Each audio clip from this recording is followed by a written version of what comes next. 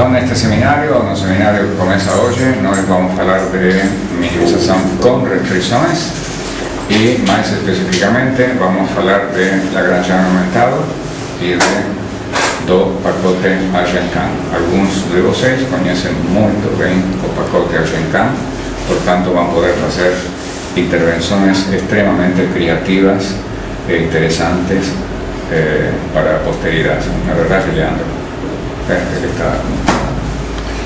Bem, então, estes seminários estão baseados em palestras que eu dei alguns anos atrás. Então, em particular, o seminário sobre a AgenCam está baseado em uma palestra que eu dei em 2007. Então, algumas coisas estão um pouco desatualizadas, mas nem tão desatualizadas assim. Coisas essenciais, em 2007 já eram essencialmente iguais ou muito parecidas a como são agora, né? Então, vamos falar desta coisa aqui. Motivação, referências clássicas. Só para saber de que estamos falando, né? De que estamos falando quando dizemos cada coisa sobre o Lagrangiano aumentado. Informação, né? Algoritmo, convergência, condição de qualificação, tudo isso.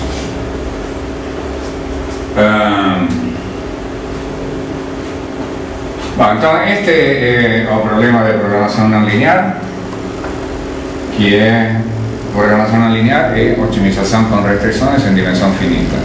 Sinteticamente é isso, né? Então você minimiza uma função de n variáveis, as restrições são de igualdade ou de desigualdade, e há umas restrições adicionais que a gente representa com um conjunto ômega que tem diferentes significados, de acordo com o tipo de aplicação que a gente faz ou de que esteja falando. Ômega é diferentes coisas. A gente às vezes chama de ômega de restrições fáceis, porque se supõe que são mais fáceis, você consegue lidar com elas mais facilmente que com as restrições originais. Outras vezes você fala de ômega dizendo restrições não relaxáveis. Isso significa restrições que sempre têm que ser, o tempo todo, têm que ser satisfeitas. Outras vezes você fala de ômega dizendo restrições do subproblema. Isso significa que a gente resolve esse tipo de problema resolvendo subproblemas, mas as restrições ômega estão como restrições de todos os subproblemas. Enfim, são restrições diferentes, com algum status diferente. E outras vezes, na realidade, a denominação que a gente está mais acostumado é chamar isto de restrições do nível inferior. E estas aqui restrições no nível superior. Todas essas denominações têm vantagens e desvantagens. Nível inferior e nível superior é muito gráfico, mas algumas pessoas dizem que isso se confunde com as restrições que aparecem nos problemas bilevel, de dois níveis. Que se fala nível superior, inferior ou superior significa outro tipo de coisa. Restrições não relaxáveis também tem um sentido, mas às vezes estas restrições são relaxáveis, portanto também não é tão claro. Restrições fáceis também tem um sentido, mas às vezes não são fáceis, portanto também não é bem assim. E restrições do subproblema também tem um sentido, tem algum sentido, mas às vezes a gente relaxa elas dentro do subproblema também. Então, sei lá, não há uma unanimidade sobre como tem que ser chamadas estas restrições, que eu acho que, por costume, a maior parte das vezes eu vou chamar restrições do nível inferior, né? Então, aqui no nível superior temos M restrições e aqui temos P restrições.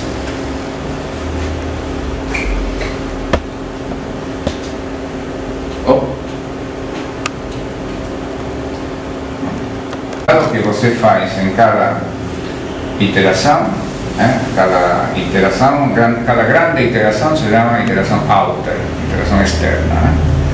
Cada iteração externa você minimiza esta função que se chama Lagrangiano aumentado, sujeita a restrições do nível inferior, ou seja, sempre deixando as restrições no nível inferior dentro do subproblema. Isto é o que você chama de subproblema.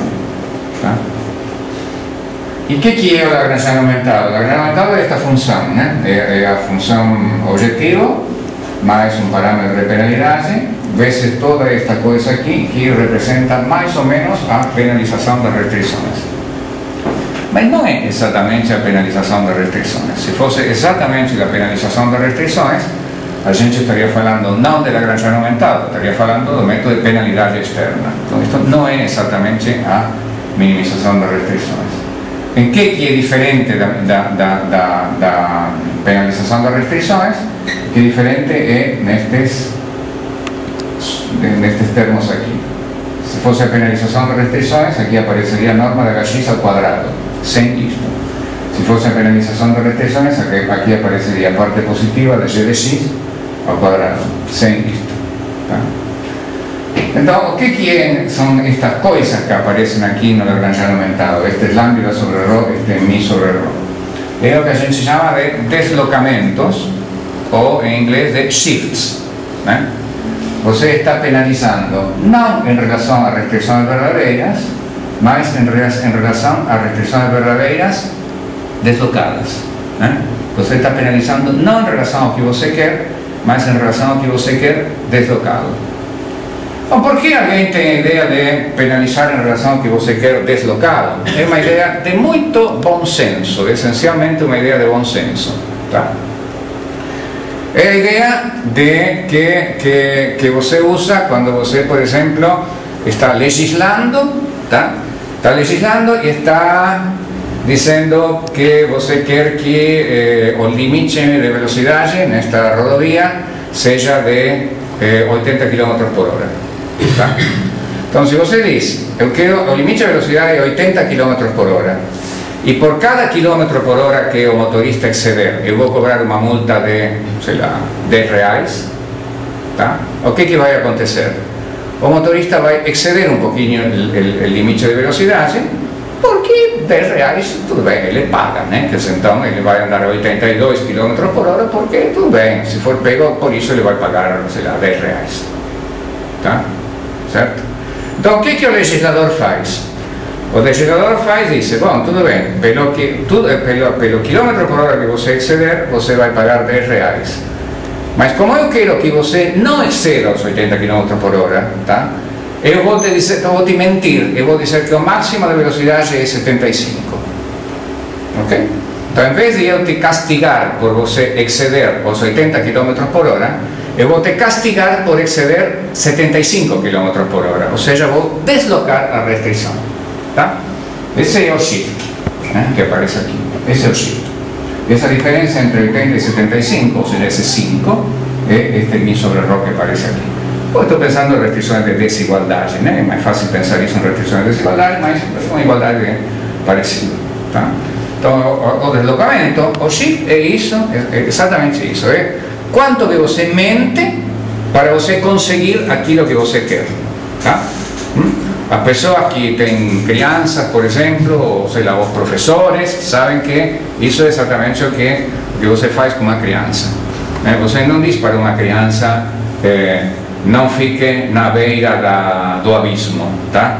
Você diz, não fique a 3 metros da beira do abismo. Tá? Porque você quer que não fique na beira do abismo, mas então você dá uma reduzida de 3 metros.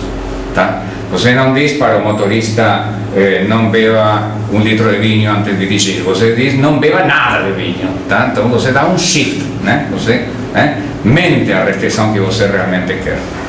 Tá? Qual é a ideia, mais matematicamente falando? A ideia é que se eu dou uma mentira na restrição que realmente quero, o que o motorista vai fazer é fazer o que realmente eu quero. Ou seja, que se eu digo para a criança fique a 2 metros da sacada, tá bom, a criança vai violar um pouquinho esses 2 metros e vai ficar deste lado da sacada. Se eu dissesse fique deste lado da sacada, de repente se joga pela sacada. Tá? Essa é a ideia, né?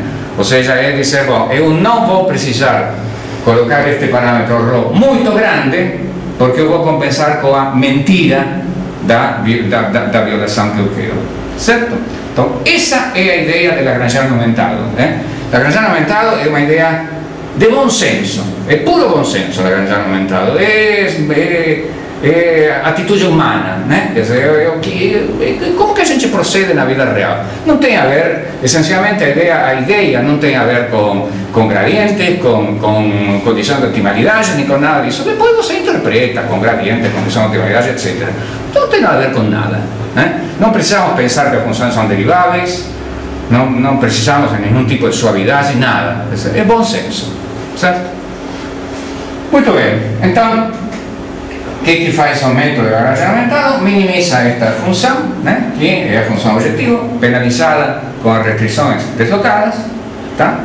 E depois é que faz esta minimização, colocamos entre aspas, porque dificilmente vai ser uma minimização exata, sempre vai ser uma minimização aproximada. Depois que fazemos esta minimização entre aspas, olhamos a ver o que aconteceu, que resultado deu isso, tá? Que resultado deu seria, bom, seria quantos motoristas violaram, quantos motoristas não violaram a velocidade, tá? Quantas crianças jogaram pela sacada, quantas não se jogaram, né? Uma coisa desse tipo, certo? Nós olhamos o que aconteceu e em base ao que aconteceu decidimos, não, talvez preciso aumentar isto ou talvez eu preciso mudar a mentira, né? Mudar a tolerância a partir da qual eu estou castigando, certo? Muito bem.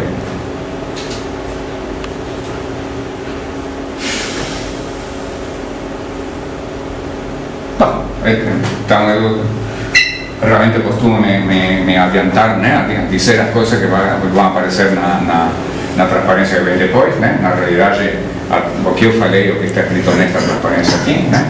Esta é a penalidade e estes aqui são os deslocamentos, né? Então, não tenho nada que acrescentar aqui. E, bom, muito bem, existe essa ideia básica de Lagrangiano aumentado, vejam, essa ideia básica original de Lagrangiano aumentado,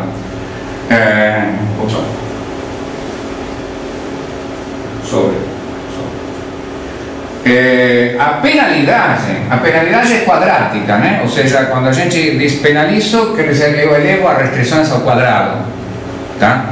Por que eu elevo as restrições ao quadrado? Bom, porque é de bom gosto elevar ao quadrado, né? Que se mais poderia elevar ao cubo, poderia elevar a quarto, poderia fazer uma exponencial isto, tá? Ou seja, elevar ao quadrado é optar por um tipo de penalidade, tá? Poderia colocar o módulo. Se colocasse o módulo, ou se colocasse a coisa sem norma, digamos, se colocasse a coisa sem norma, que aconteceria? Bom, perderia a diferenciabilidade, né?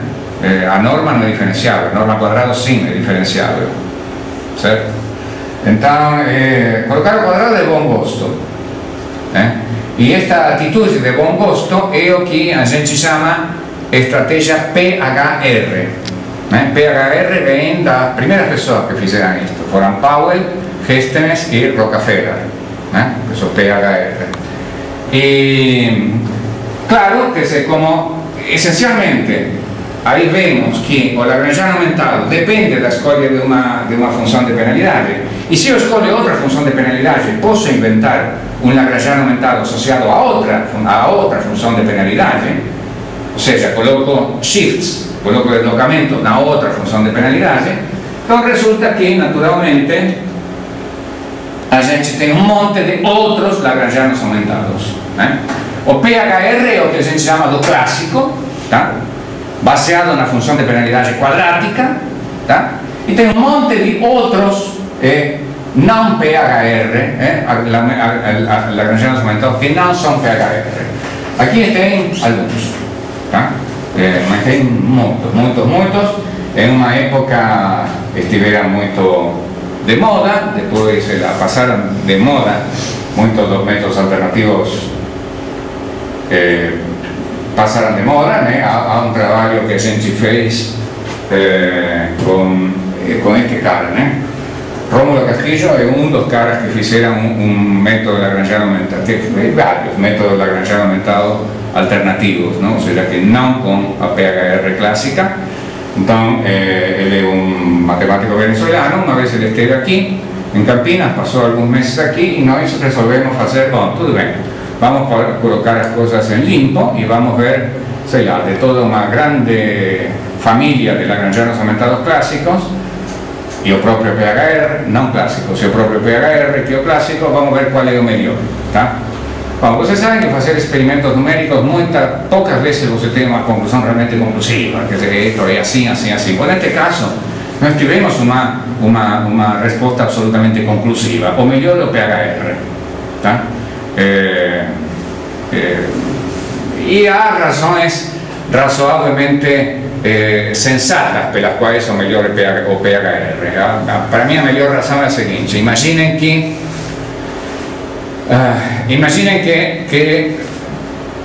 se o problema original é minimizar uma quadrática com restrições lineares, tá? Esse é um problema simples. O problema normalmente não é esse. Mas, enfim, que métodos em geral funcionem bem dependem de que sejam parecidos a esse problema, né? É como dizer que sistemas não lineares são resolvidos de maneira eficiente quando são parecidos a sistemas lineares. O que joga o papel de sistemas lineares em minimização com restrições é a programação quadrática, minimizar uma função quadrática com restrições lineares. Bom, se eu uso PHR e aplico Lagrangiano aumentado a minimizar uma quadrática com restrições lineares, o que são os seus problemas? Bom, eu faço uma penalização quadrática nas restrições lineares, portanto os seus problemas são minimizar uma quadrática. Como vocês sabem, minimizar uma quadrática é o problema de otimização mais simples possível, tá? Então, por que razão, minha opinião, o PHR é essencialmente o melhor método de Lagrangiano aumentado? Bom, porque quando pega o problema mais simples possível, o transforma no problema mais simples possível, né? Os outros métodos pegam o problema mais simples possível e o transformam em uma coisa que não é simples e que não é minimizar uma quadrática simplesmente. Este não. O problema mais simples possível transforma numa sequência de problemas bem simples, né? Eu acho que essa é a razão pela qual o PHR é o melhor, porque ou o problema é razoável, um problema de minimização sem restrições, ou ele é razoavelmente simples, ou ninguém pode resolver. Se ninguém pode resolver, ninguém pode resolver. E se é razoavelmente simples, o PHR é o melhor. Enfim, de todas maneiras, há um monte de outros métodos alternativos.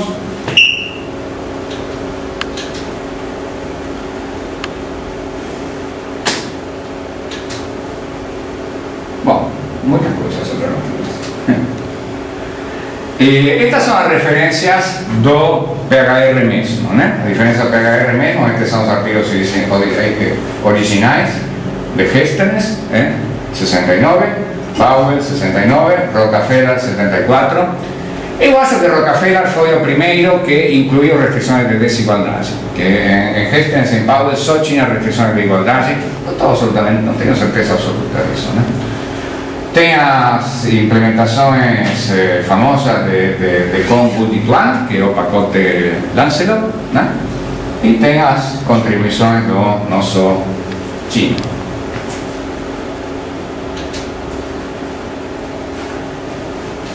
Muito bem. Há muitos métodos de minimização sem restrições, né? Ninguém tem que pensar aqui que o Lagrangiano aumentado é a única alternativa possível para minimizar sem restrições. Não é, tá? Não é nem a única alternativa possível, e a gente também não pode dizer que é a melhor alternativa possível, tá? É a melhor alternativa possível para determinado tipo de problemas. Em algumas situações é a melhor alternativa possível, e em muitas outras situações não é a melhor alternativa possível, tá? Por exemplo, quando não está aqui. Não está aqui, a pessoa que deu o seminário segunda-feira não está aqui, né? Não. Bom, tudo bem, quer dizer, ele como é que chama? Abel. Segunda-feira agora foi o Abel, né? Abel, que está fazendo a tese de doutorado com Chico. Bom, ele está usando métodos para resolver determinado tipo de problemas de programação não linear, que para os problemas que ele está usando é uma alternativa melhor que o Lagrangiano aumentado. Não há ninguém que possa dizer, não, porque não usa o Lagrangiano aumentado? Não seria razoável, certo? Bom, muito bem. Então, mas quais são as características que a gente pode identificar nos problemas que ele te leva a dizer, bom, aqui veja, o Lagrangiano aumentado pode tirar vantagem. Bom, então uma característica do Lagrangiano aumentado é que ele explora bem a estrutura dos seus problemas simples, ou seja, o Lagrangiano aumentado procede resolvendo em cada iteração os seus problemas simples. O que significa isso? Que você pode trabalhar independentemente na arte de resolver esses seus problemas simples, ou você pode permanecer atento ao que se faz na China, na Índia, em Paquistão, em todos os lugares do mundo, na resolução desses problemas simples. E quando alguém em algum lugar do mundo, ou você mesmo, descobre uma maneira nova de resolver esses problemas simples, você pega esse pedaço de programa, insere dentro da estratégia de Lagrangiano aumentado e você tem um Lagrangiano aumentado melhor. Tá? Então esse é um princípio econômico básico. Tá? Sempre que você tiver um grande método, um grande algoritmo que tem uma estrutura modular, ou seja, você tira uma gaveta, coloca outra gaveta, ou seja, você pode tirar essa gaveta e colocar no seu lugar uma gaveta melhor, que contém um produto melhor. Se o algoritmo geral te permite fazer isso, a sua potencialidade de melhorar é muito grande. Tá? Então essa é uma característica importante. Muitas vezes que a gente vê excelentes desempenhos no método de Lagrangiano aumentado se devem a que nesse tipo de problema, ou nesse problema, ele tem um aproveitamento dos seus problemas simples muito bom.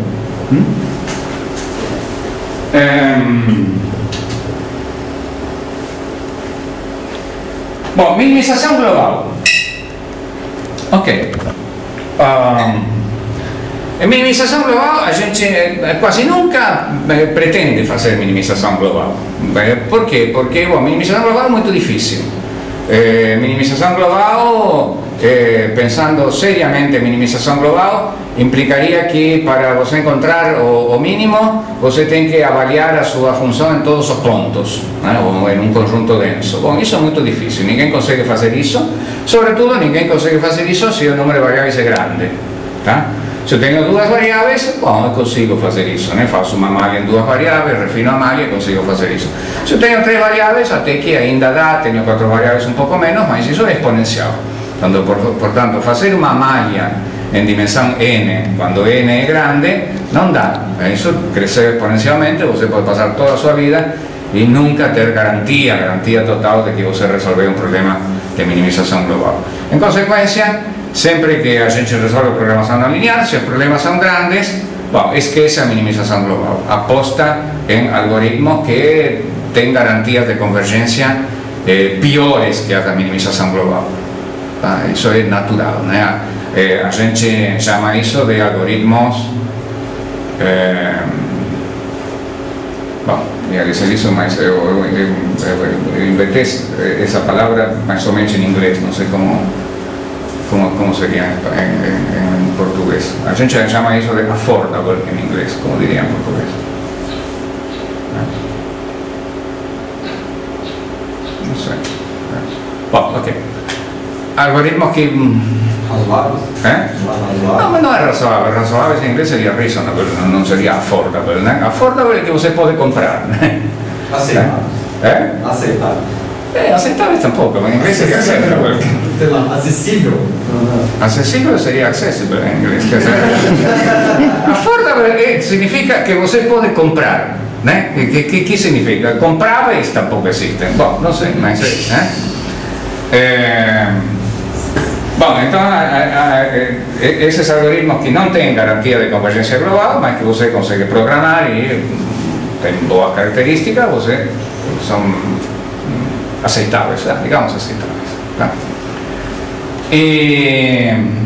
Bom, eles não têm garantia de convergência global, mas aí há um truque que é o seguinte: muitas vezes, por exemplo, em minimização sem restrições ou minimização em caixas, há coisas que você pode fazer que não tem nada a ver com sua garantia de convergência, que inclusive até do ponto de vista até estragam a convergência, mas que do ponto de vista heurístico melhoram a convergência global. Digamos que você está minimizando em caixas, tá? Mais ou menos já falamos disso. E você tem um ponto tentativo e você diz, bom, se neste ponto tentativo fracasso, vou para trás, e aí você tem um ponto tentativo, eu tenho sucesso. Aí você diz, fico com o ponto tentativo, mas você pode fazer outra coisa mais que ficar com o ponto tentativo. Pode fazer, arriscar e extrapolar esse ponto tentativo. Isso, do ponto de vista de você conseguir um teorema de convergência, não serve para nada. nada, absolutamente nada, não tem nenhuma utilidade, não te dá uma convergência melhor. Mas é uma boa ideia do ponto de vista de você tentar um minimizador, tentar melhorar a característica de minimização global. Isso é uma espécie de minimização global heurística. Tá? Então, como o Lagrangiano aumentado tem essa minimização em caixas, ele se presta a que você incorpore um monte de, às vezes chamam passos mágicos, né? Um monte de truques de otimização global que não são propriamente algoritmos de minimização global, mas são coisas que melhoram a global optimização da coisa. Tá? Bom, há uma razão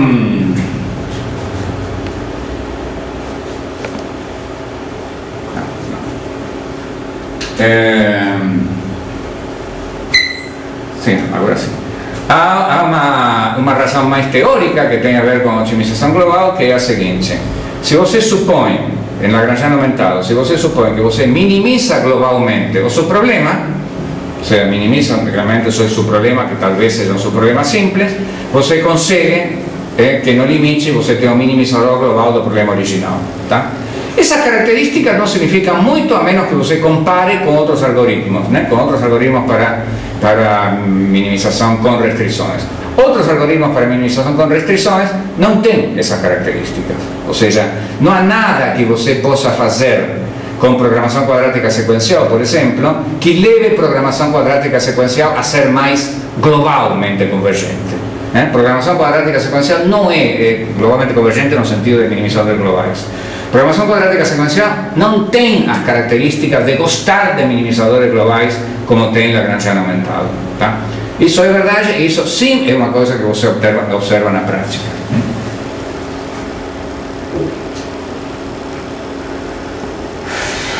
Bom, o que acontece quando você tem não diferenciabilidades? Veja, a ideia básica de Lagrangiano aumentado, que não mencionei na primeira transparência, não tem nada a ver com diferenciabilidade. Tá? Essa é a ideia, Lagrangiano aumentado é isto. Tá? Se você tem os seus problemas, e os seus subproblemas são não diferenciáveis, mas você tem alguma mágica, algo que te permite resolver esses subproblemas não diferenciáveis, tudo bem, você vai herdar as boas características do Lagrangiano aumentado original. Tá? Ou seja, você convive bem com a não diferenciabilidade em Lagrangiano aumentado. De novo, você não convive bem com a não diferenciabilidade em programação quadrática sequencial. Simplesmente você não convive com não diferenciabilidade em programação quadrática sequencial.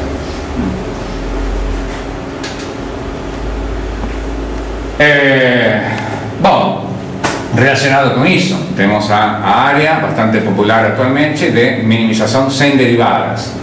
Isso significa problemas onde as derivadas da sua função objetivo, ou as derivadas das restrições, ou as duas, ou uma sim ou outra não existem, ou não estão disponíveis, ou você tem uma preguiça infinita para calcular. As três coisas são válidas. Tá?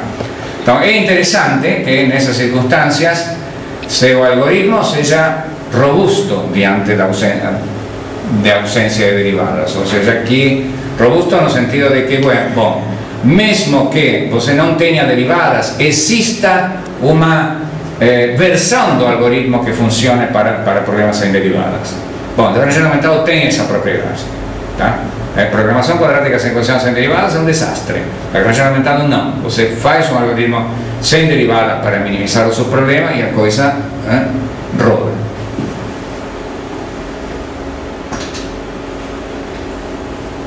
Muito bem. Quando a gente faz programação quadrática sequencial, quando a gente faz minimização sem restrições, essencialmente a minimização sem restrições você tem associadas as condições de optimalidade, né? Que em programação não linear a gente chama de condições KKT, tá? Mas mesmo sem saber programação não linear, a gente sabe de cálculo 2 que essas condições de optimalidade são as condições de Lagrange, né? São as condições que me dizem que o gradiente da função objetivo seja uma combinação linear dos gradientes das restrições, tá? tá? E além disso que o ponto seja viável, tá? Então quando a gente diz gradiente da função objetiva igual a combinação linear do gradiente das restrições e ponto viável, essencialmente o que a gente está colocando aí é um sistema não linear, tá? Por isso é tão interessante que a maneira como nós começamos este seminário falando de sistemas não lineares. Tudo bem, então agora passamos a um mundo que conhecemos, o mundo dos sistemas não lineares. Colocar gradiente de função objetiva igual a combinação linear do gradiente das restrições, que é a mesma coisa que dizer gradiente do Lagrangiano igual a zero, e colocar viabilidade. Tá? Eu tenho um sistema não linear. Então, quando faço o jacobiano desse sistema não linear, né? Quando faço o jacobiano desse sistema não linear, esse jacobiano tem 4 pedaços. Aqui neste pedaço aqui aparece o jacobiano das restrições. Neste pedaço aqui aparece o jacobiano das restrições transposto. Neste pedaço aqui aparece 0, tá? E neste pedaço aqui aparece a hessiana do Lagrangiano. São 4 pedaços, né? Então no noroeste aparece a hessiana do Lagrangiano. Então o que é a hessiana do Lagrangiano? Bom, a hessiana do Lagrangiano é a hessiana das restrições, a hessiana da função objetiva, mais uma combinação linear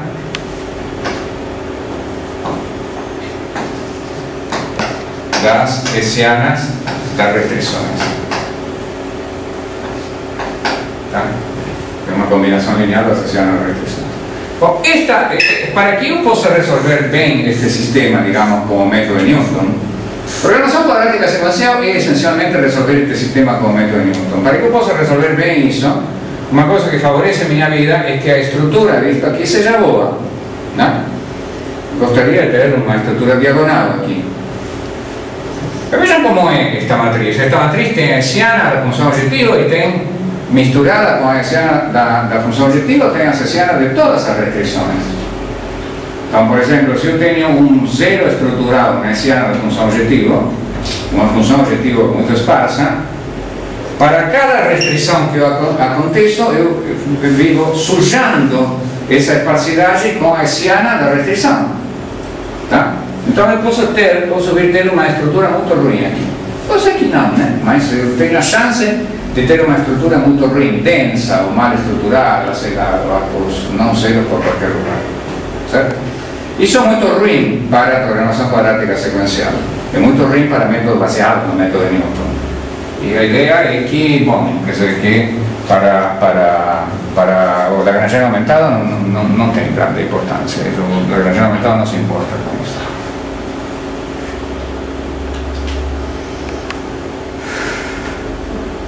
Na realidade, o que eu falei é esse comentário aqui, o comentário que vem agora, né? O comentário anterior era que, na realidade, o comentário anterior era que a estrutura desta matriz, mesmo sendo esparsa, pode ser que a esparsidade dela não seja a mesma em todas as iterações.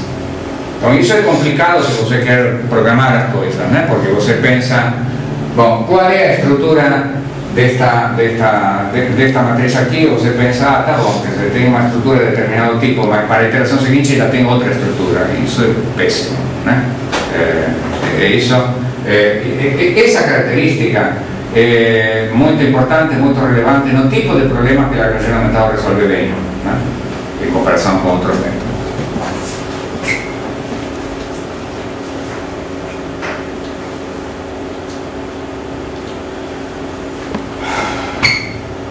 Bom, quando você tem muitas restrições de desigualdade, é outra situação onde o Lagrangiano aumentado PHR é interessante, né? Normalmente, quando você tem restrições de desigualdade, métodos de tipo de programação quadrática sequencial, o que eles fazem é acrescentar uma variável de folga, né? Para cada desigualdade você acrescenta uma variável de folga e uma limitação, né? Ou seja, em vez de, normalmente, em vez de g de x menor ou igual a 0, você coloca g de x mais z igual a 0 e z maior ou igual a 0, né?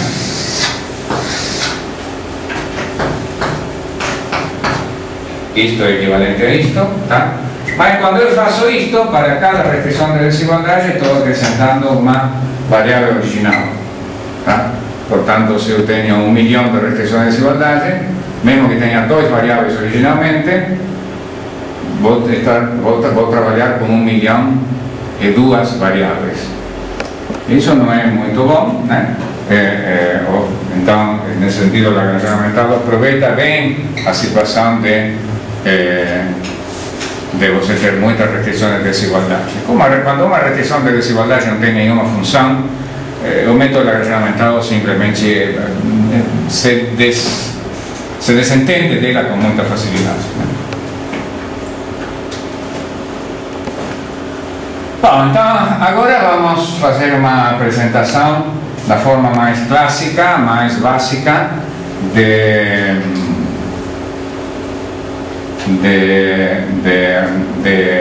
do método Lagrangiano aumentado PHR. Esta é a forma que está implementada em AlGenCAN, essencialmente a forma que está implementada em AlGenCAN. O que a gente faz? Bom, a gente inicializa as iterações externas, começamos chamando isto aqui de infinito, não vamos ver. Temos aproximações iniciais dos multiplicadores de Lagrange. E a primeira coisa que fazemos é resolver o subproblema, então minimizamos o Lagrangiano aumentado com essas aproximações dos multiplicadores de Lagrange sujeita a restrições no nível inferior. Aí definimos estas quantidades aqui. Estas quantidades aqui têm a ver com o que a gente chama de complementaridade, né? A complementaridade é o seguinte: quando você tem uma restrição que se satisfaz, mas se satisfaz de maneira não ativa, ou seja, o valor da função, o valor da restrição, que tem que ser menor ou igual a zero, em determinado ponto é menor que zero. Nesse caso, você, o que te diz a condição de otimalidade é que os multiplicadores têm que ser zero, tá? E isso é a mesma coisa que dizer que o mínimo entre o valor da função e entre menos o valor da função e os multiplicadores, ou o máximo entre o valor da restrição, ou o máximo entre o valor da restrição e menos os multiplicadores tem que ser zero. Então você monitora se isso está se cumprindo ou não, né? Para isso define estas quantidades aqui, V e K. E você diz, bom, se a viabilidade junto com a complementaridade na iteração de hoje é menor ou igual que um fator vezes a viabilidade junto com a complementaridade na iteração de ontem, você diz, estou indo muito bem, tá? As pessoas estão rodando a menos de 80 km por hora, você diz, estou indo bem, e então você não aumenta o parâmetro de penalidade, e em caso contrário você aumenta o parâmetro de penalidade. Se você não está indo muito bem, essencialmente, se você não está melhorando razoavelmente a viabilidade, você aumenta o parâmetro de penalidade. Se você está melhorando a viabilidade, você não aumenta o parâmetro de penalidade. E aí você atualiza os multiplicadores de Lagrange, né? Depois vamos ver isso, como atualiza os multiplicadores de Lagrange. Isso significa atualizar os deslocamentos, né? Atualizar os shifts, decidir se vou continuar mentindo, se vou mentir mais ou vou mentir menos.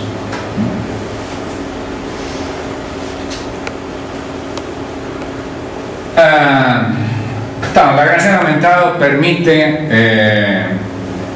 teoricamente a convergência a minimizadores globais. Já mencionamos isso, estou aqui a precisar um pouquinho o que isso significa, né?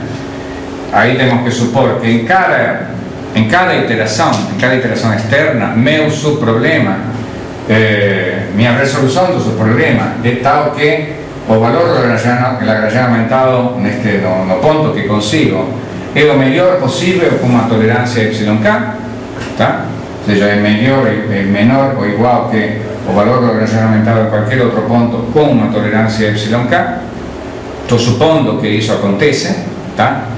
E isso é importante não apenas porque talvez isso aconteça em alguns problemas, mas porque mesmo em problema que não acontece, diz alguma coisa sobre o que acontece se por acaso viesse a acontecer, tá?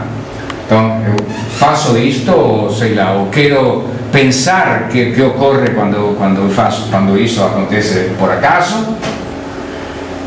E então o que você obtém dessa maneira é que todo ponto limite gerado pelo método, né, é um ponto que satisfaz esta desigualdade, ou seja que, por exemplo, se y fosse zero, isso significa que o ponto seria ótimo com uma tolerância epsilon.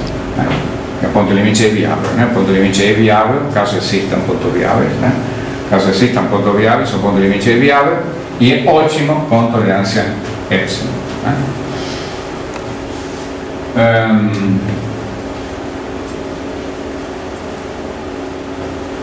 Em geral, quando falamos de forma das restrições do nível inferior, assim, indicamos a restrição do nível inferior desta maneira. Então, H sublinha de x igual a 0 e G sublinha de x menor ou igual a 0. De agora em diante vamos pensar na restrição do nível inferior com essa notação. E estas aqui são as condições. Estas aqui são as condições que vamos pedir do nosso resolvedor de seus problemas. Ou seja, quando rodamos nosso resolvedor de seus problemas, nós nos perguntamos, bom, até quando rodamos? Que nós queremos desse resolvedor de seus problemas? Bom, vejam bem.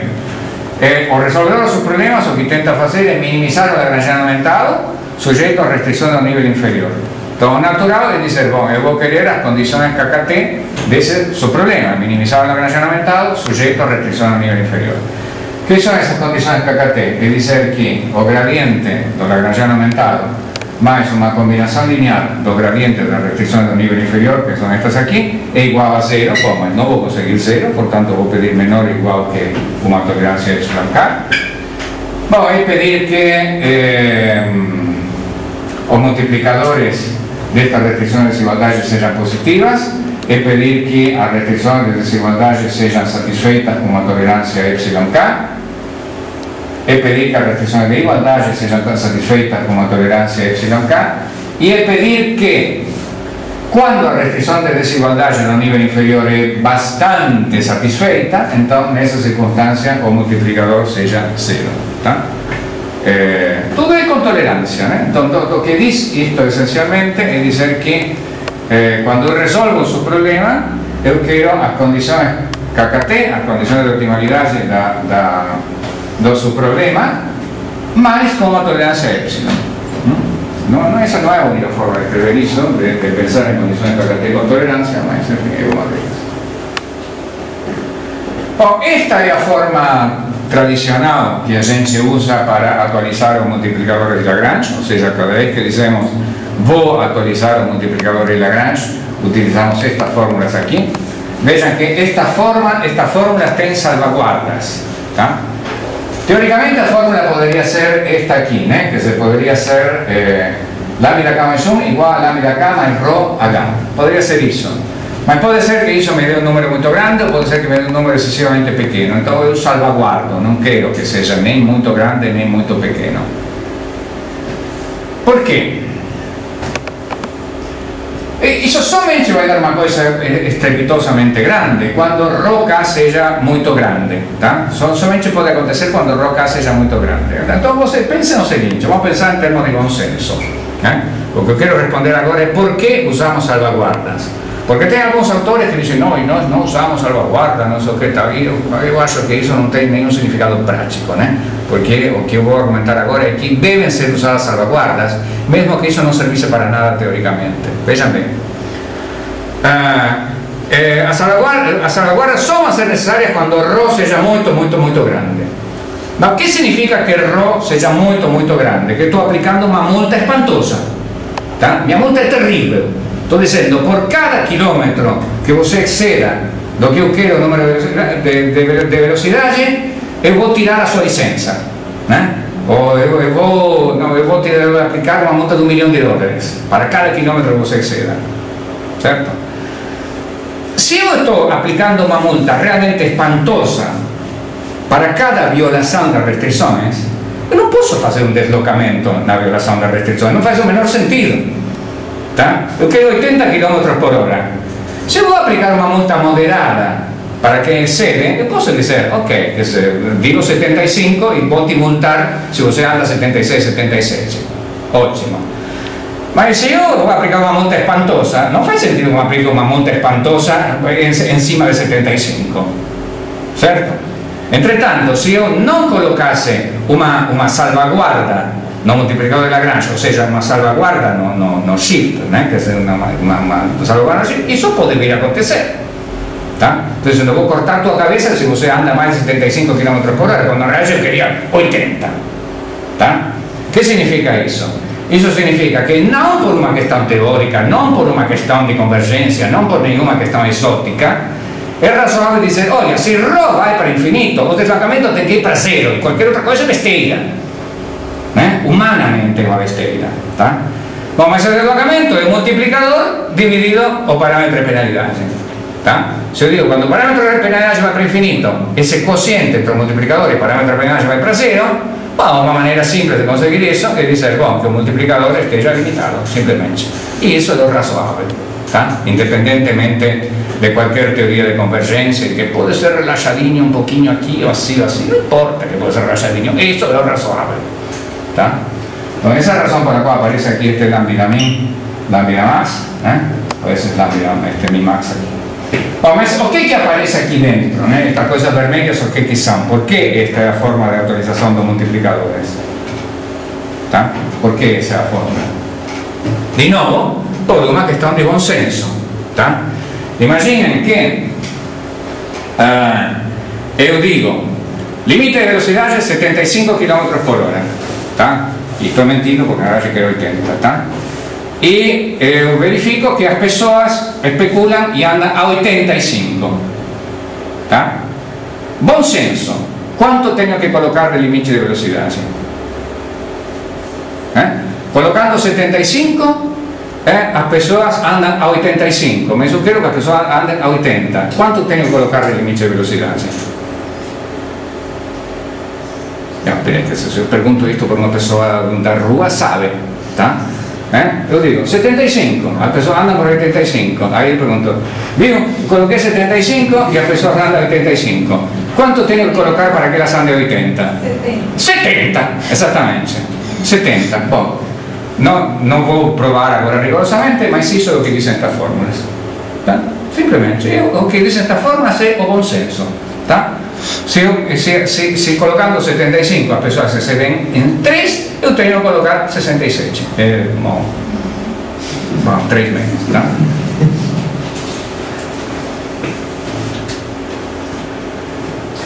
¿No? Bueno.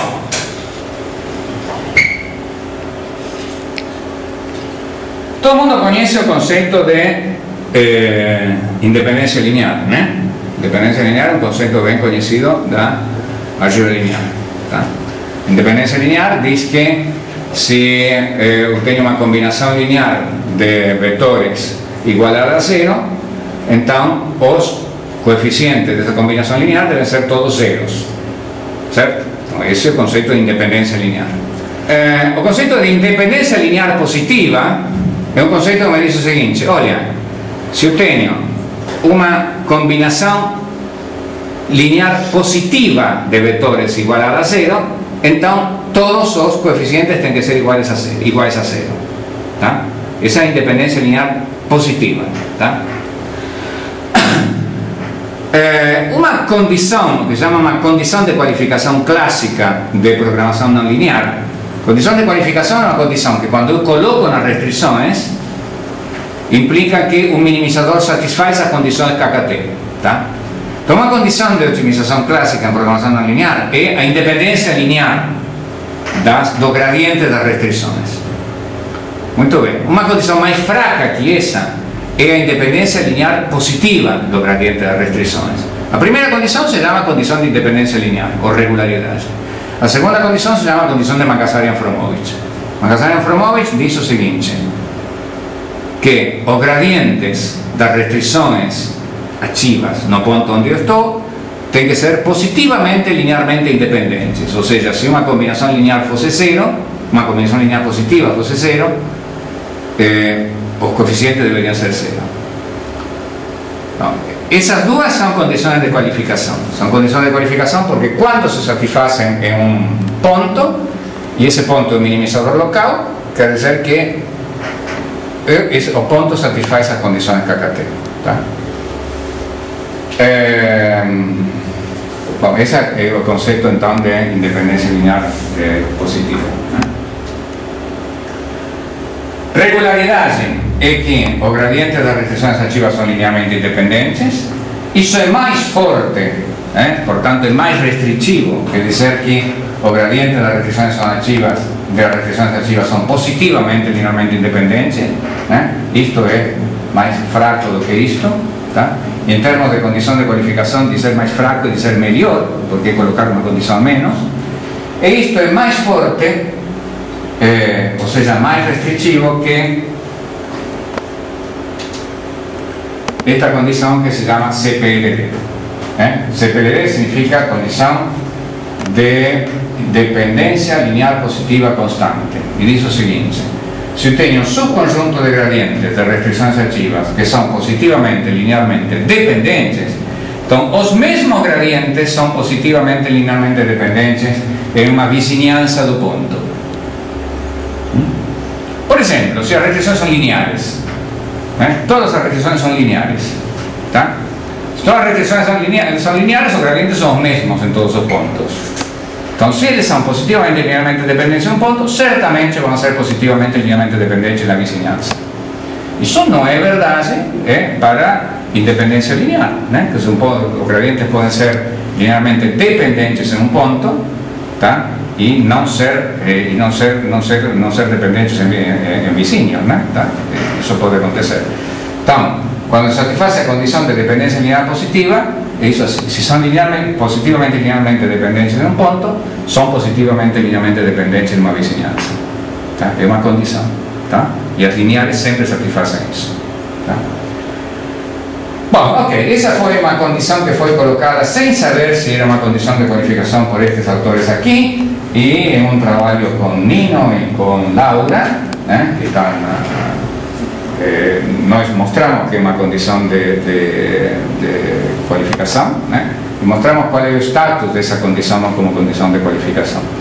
Essa pesquisa em condições de qualificação evoluiu muito depois disto aqui, depois de 2007, em nosso grupo, né, que as pessoas continuaram trabalhando em condições de qualificação, e vocês já devem ter ouvido que, bom, Nino e Paulo Silva e Gabriel e Laura continuaram trabalhando, e agora eles têm condições de qualificação muito mais fracas e maravilhosas, né? Algumas difíceis de explicar, né? Mas enfim, cada vez temos condições de qualificação mais fracas, e isso é muito bom, porque é bom ter condições de qualificação fracas. E bom, são 5:3, portanto eu acho que vamos parar aqui e continuar no próximo semestre, né? E de passo temos alguns minutos para perguntas que foram muito produtivos na vez passada, porque vocês fizeram perguntas maravilhosas.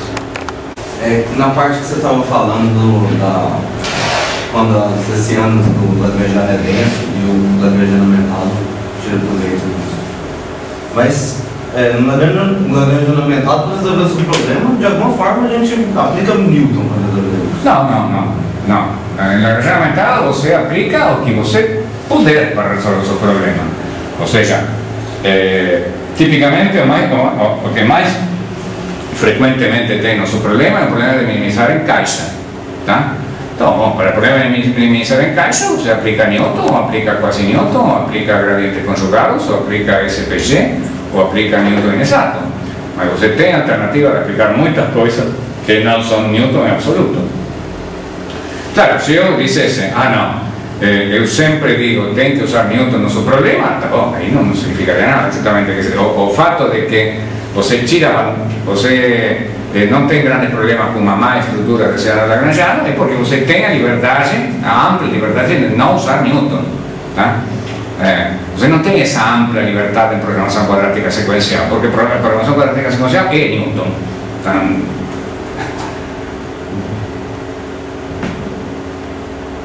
ponto interior também. Pontos interiores é Newton também.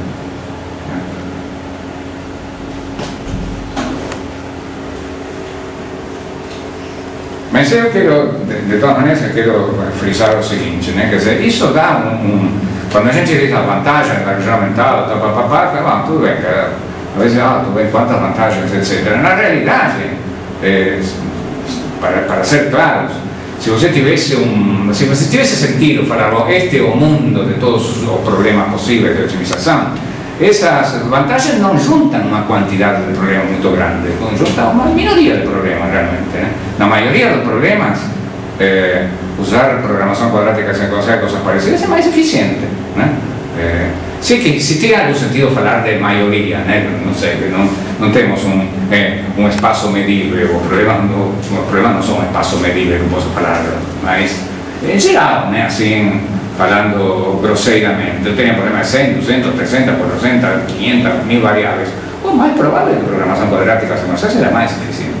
Não é que a granja aumentada seja mais eficiente. Não tem dúvida nenhuma disso. Tá?